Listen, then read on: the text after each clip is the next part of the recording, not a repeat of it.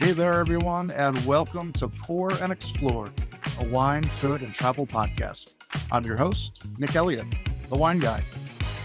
I'd love to be your go-to guide for all things wine, food, and the amazing places they take us. Here on Pour and Explore, we'll sip, savor, and wander through the exciting world of wine, discuss incredible cuisines, and uncover the stories behind unforgettable destinations. Each week, I'll bring you lively conversations with wine experts, chefs, travel pros, and fellow enthusiasts. We'll share practical tips, hilarious tales, and plenty of inspiration to fuel your next adventure. So grab a glass, pull up a chair, and join me as we pour, explore, and celebrate the good life. Let's dive in. Hey there, wine lovers, foodies, and flavor adventurers. Welcome back to Pour and Explore, the podcast where we sip, savor, and set out on delicious journeys across the world. And I am your host, Nick Elliot. I'm a certified sommelier, wine educator, and today we are going to be stepping into the kitchen and talking about one of my favorite things, cooking with wine. You know, we've all seen the recipes that call for a splash of red or a glug of white or maybe even a fancy wine reduction, but let's be real. Not all wine-infused dishes turn out amazing. If you've ever ended up with a bitter sauce or a weirdly purple stew or a dish that just doesn't taste quite right, well, you're not alone. So today, we're going to be breaking it all down.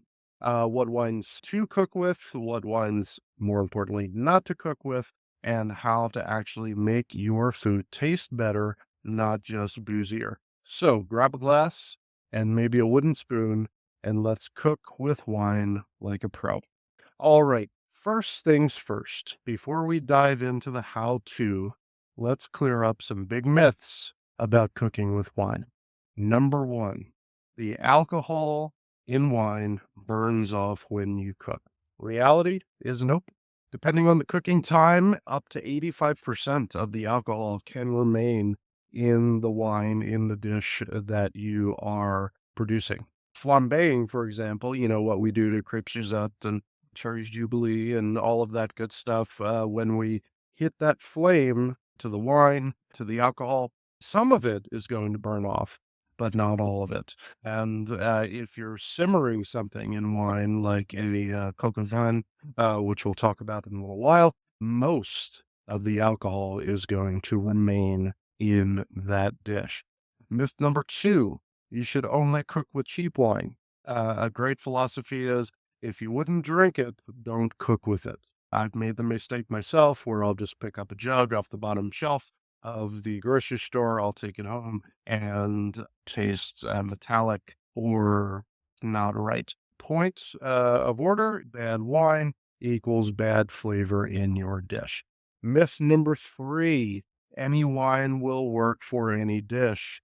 Reality of this situation, the wrong wine can ruin a dish, can ruin a meal. You think about the acidity in wine, the sweetness in wine, the tannins that are in that wine. You want to think about all of these things before you pour that bottle into your sauce. So now that we've got that cleared up, let's get into what wines actually work the best in cooking. Sauvignon Blanc, right there at the top of the list. Sauvignon Blanc is bright, it's acidic, is great for seafood and lighter sauces. So definitely you want to keep a nice bottle of Sauvignon Blanc available. Chardonnay, oaked Chardonnay or unoaked Chardonnay, it doesn't necessarily matter because Chardonnay, it's going to be a softer wine. It's going to be nice and buttery, and it's really great for creamy dishes, buttery dishes, and especially poultry or fish. Pinot Grigio or Pinot Gris is another one to have available. Kind of an all-purpose option because it is very crisp, it's very light, and has a pleasant flavor profile of apple or citrus. Makes for a really, really nice sauce starter. The best red wines for cooking, if you're looking for something smooth with lighter tannins and a wine that's great for reductions, I always go to Pinot Noir. Pinot Noir is not only my favorite red wine to drink, I love Pinot Noir. It makes excellent sauces, excellent reductions, thinking red meats, as well as poultry, and even some fishes like salmon is a great option to go along with a nice Pinot Noir reduction. Cabernet Sauvignon, of course, is going to be bigger. It's going to be bolder, but you want to use Cab in dishes that you are going to simmer for long amounts of time, maybe in your slow cooker or in your pressure cooker. Think beef stew, that type of thing. Cabernet Sauvignon is going to get better the longer that you cook it. It's going to reduce and you're going to concentrate those flavors. And I highly, highly recommend that. If you're looking for something to add into like a barbecue sauce or something bigger and bolder that you want maybe some fruit notes to it, try some Zinfandel. Zinfandel has a really, really fun fruit flavor, some spiciness to it. I love making Zinfandel barbecue sauce. Definitely, definitely want to give that a try. And then wines for more sweet dishes, and I'm not necessarily talking about dessert, but chicken marsala, for example, with a little bit of sweetness, braising lamb, maybe you want a little extra sweetness in there. Marsala or Madeira wine are great for those. Marsala and Madeira both can, not always, have a hint of sweetness to them, as these make really, really great wines for finishing a sauce, for chicken, for vegetables, roasted vegetables with a nice Madeira sauce over top is absolutely stunning. And of course, there's some other great dessert wines that you can cook with are port and sherry. Rich, deep flavors make great wines to put in braised dishes and, of course, for desserts. So now that you've got your wines, let's talk about what not to do when you're cooking with them. All right, I should have said it at the top of the show. I didn't, so I'm going to say it now. If you're not familiar with Nick Elliot, the wine guy, I am also a classically trained chef. I graduated culinary school way back in the 90s. I chefed for a living. I've owned restaurants. I've worked in restaurants. So these are some of my tips, just what you heard for the yeses. And now we're going to talk a little bit about what you do not want to do, or the nots or the no's for cooking with wine. Mistake number one is adding your wine to your dish too late.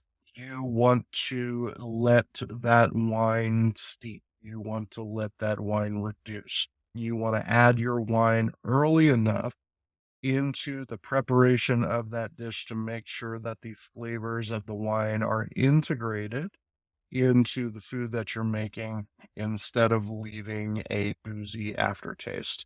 Think about it like this. If we were to take the dish off the stove in the pot, let's say we're making beef stew, and I were to take a big spoonful of fresh garlic and I was to throw it into that dish, what do you think is going to happen? When everyone tastes it, it's going to taste like a big bowl of garlic.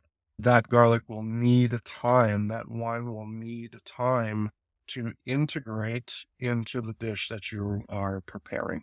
Another mistake that we are making is using sweet wines in the wrong places. You do not want to do sweet wine in a coq au vin, for example, which is a braised chicken dish, which I'm going to talk a little bit about in a second because it is one of my favorites. You definitely don't want to use sweet wine in that. Sweet wines are great for glazes and, of course, desserts, but they can ruin a savory dish if you're not using them appropriately.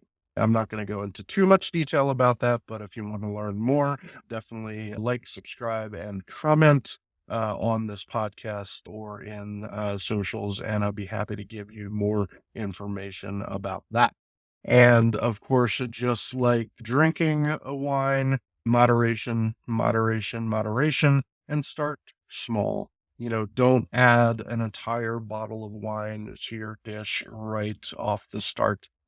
For those of you who like cooking with recipes, of course, that recipe is going to have the exact amount of wine. that you're going to want to put in there. Sometimes you might want a little bit less. Sometimes you might want a little bit more. If you're someone like me who doesn't really use recipe books or cookbooks, I cook to taste. So starting with a little bit and then ramping your way up till it gets to the flavor profile that you are looking for. Lastly, another big mistake I find people make when cooking with wine is you forget to balance your flavors. You can make your wine too tart if you're using Sauvignon Blanc. We started off with on that list. Sauvignon Blanc is a very acidic and tart wine. If you use too much, then there are ways to fix it. You can balance that tartness out with a fat like a butter or a cream. And if you use too much of any one thing to give you a bitter taste, you can always add a little pinch of sugar to balance that out. So again, don't overdo it to get started. It's a great thing to do to moderate the amount of any ingredient that you're using in a dish so it's not overwhelming to that finished product. So now that we know what to avoid, let's talk about some killer dishes where wine will actually make the meal shine. We've talked about it several times coming in. So, one of my favorite classic dishes that would not be the same without wine is a dish from France, coq au vin, which is a red wine braised chicken dish or poultry dish. And it is the ultimate French comfort dish. Onions, carrots, celery, potatoes, chicken, red wine, garlic, beautiful herbs like thyme, maybe some rosemary, perhaps some sage. But the beautiful thing about dishes like coq au vin is you can make them to taste. There's really no right way to do it. There are classics that you can go find on all recipes and things like that. I will add different things to my pot depending on my mood. A little more herbs someday, some more fresh vegetables someday, and of course, fresh, delicious chicken and the best red wine you can possibly afford to put into that dish is going to make it absolutely stunning. I'm going to put some of my favorite recipes for these upcoming dishes in my show notes, so definitely check those out. All recipes, again, is a great spot to find those. I've tried these recipes myself. I don't necessarily use them, but for someone who likes cooking with recipes, check those out in the show notes. My wife is from Alabama, and she was born and raised in Alabama. My father-in-law is born and raised in Alabama, and he told me once that I made the best mussels that he's ever tried, which coming from someone from the South, I took that as very, very high praise, and I really appreciate it. Thank you, Coach. And mussels with white wine sauce, some shallots, some onions, lots and lots of garlic, and a beautiful Sauvignon Blanc to go along with your mussels. Finish the sauce off with a little bit of butter. I can't even tell you how amazing that is. So please, please try that out, and you are absolutely going to love it. Pasta with white wine garlic sauce. Start with a little bit of butter in the bottom of your pan. Add your garlic, let that cook a little bit. Then you want to deglaze that pan with your favorite white wine. And then you're going to take your pasta and toss it in at the very end and let that cook down. And holy moly, simple, easy, quick, cheap, and absolutely delicious pasta with white wine, garlic sauce. Can't go any better than that. Sweet dishes, you find yourself a beautiful pear, whether you have Bartlett pears available to you or Anjou pears, doesn't really matter. Cut it in half, take the seeds out, and heat up some red wine and stick that pear half right in that red wine. Let it poach for 5 to 10 minutes on medium heat, low to medium heat, and it makes an elegant and easy dessert. Pair that with a little scoop of vanilla ice cream or something like that. Port and chocolate sauce, what an awesome pairing that is. Sweet, creamy, with a little hint of acid to it. Port and chocolate, absolutely fantastic. Sabayon is another great dish you can prepare. It's a French dish made with Marsala wine, and it's a custard. You'll find a recipe for that in the show notes. It's light, it's fluffy, and it's absolutely amazing. And I highly recommend trying that. So check out those show notes, folks. And now let's wrap it up with a few expert tips to make cooking with wine simple, easy, inexpensive, and effortless. All right, here are some pro tips for cooking with wine. Now, before you go turning your kitchen into a winery, here are some tips for cooking with wine like a boss. First and foremost, I will always marinate my proteins before I cook with them, whether that is a simple oil, lemon juice, salt and pepper, or whatever the case is. Definitely want to marinate your proteins, your poultry, your beef, your lamb, whatever you're cooking. Definitely want to marinate ahead of time. Steak, not as much. I like doing a little with just some salt, pepper, and garlic on top, nice and hot into a pan, medium rare. But everything else I will typically marinate before I cook. And using wine for your marinade, in your marinade, is absolutely fantastic. The keys to a good marinade are acid, of course, oil, and your flavorings, whether that's just going to be straight salt and pepper or you're going to be going for something a little more exotic. It doesn't necessarily matter, but oil and acid are going to be a big part of that marinade. And by acid, I'm talking about wine, of course. I'm talking about vinegar. I'm talking about citrus juice, whether that's orange juice, lemon juice, grapefruit juice, lime juice, etc., etc. So, wine in your marinade for deeper, deeper flavor. You never want to add dairy to a wine that has not been reduced, because what's going to happen is the acid in that wine is going to curdle your dairy product, your wine, your butter. So you definitely always want to reduce your wine before adding any dairy to it. Very, very important. And last, and kind of a aha moment for me, when I was learning how to cook, is make sure you're pairing your drinking wine with your cooking wine. If you're cooking with white wine, I highly recommend drinking white wine along with that dish. If you are cooking with red, I definitely recommend drinking a red wine with that dish, whether it's the same wine, debatable, or it can be something comparable if you are having a Malbec to drink with dinner. Cooking your food in Merlot is not going to be out of the question. So these are some tips for you, some pro tips coming from a chef and a sommelier. I hope that you enjoyed them. And of course, if you're going to be cooking with wine, you might as well be drinking a glass of wine as well. So choose wisely. All right, my fellow wine lovers and home chefs, that is going to wrap up today's episode. Cooking with wine can absolutely elevate your dishes, deepen the flavors, and make your kitchen smell amazing if you do it right. If you enjoyed this episode, make sure you subscribe, make sure you leave a review, and check out my website at www.thewineguy.vin.